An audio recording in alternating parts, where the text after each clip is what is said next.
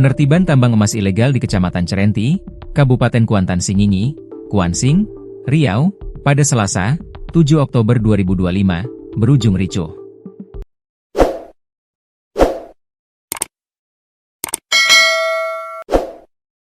Dalam insiden tersebut, sebanyak 7 kendaraan, termasuk mobil Dinas Kapolres Kuansing, AKBP Raden Riki Pratidiningrat, dirusak sekelompok warga yang diduga terpengaruh pelaku tambang emas ilegal.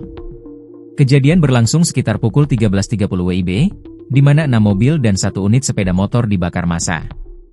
Mobil Dinas Kapolres mengalami kerusakan pada kaca belakang dan pintu belakang kiri serta kanan.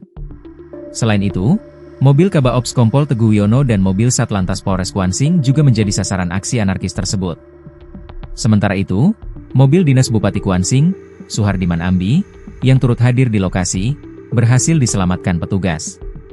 Kapolres Kuansing, Raden Riki Pratidiningrat menjelaskan, penertiban dilakukan untuk menghentikan aktivitas pertambangan emas tanpa izin, peti, yang merusak lingkungan di sepanjang Sungai Kuantan, khususnya di Desa Pulau Bayur. Sebelum kejadian, kendaraan kami parkirkan di Pasar Cerenti.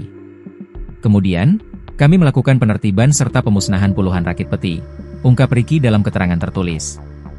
Riki menambahkan, meskipun pihaknya telah berulang kali memberikan imbauan dan melakukan penertiban, aktivitas peti masih marak di wilayah tersebut. Banyak warga yang justru mendukung kegiatan penertiban ini, karena dampaknya sudah sangat merusak lingkungan, katanya. Namun, saat pemusnahan puluhan rakit peti, sejumlah warga melawan, yang diduga diprovokasi oleh pelaku peti.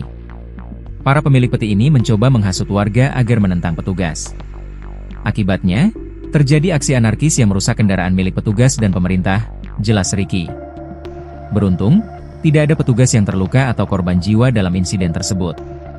Sementara itu, Bupati Kuansing, Suhardiman Ambi, yang juga hadir dalam penertiban tersebut, meminta massa untuk tenang. Ia menekankan bahwa penertiban dilakukan sesuai instruksi Gubernur dan Kapolda Riau.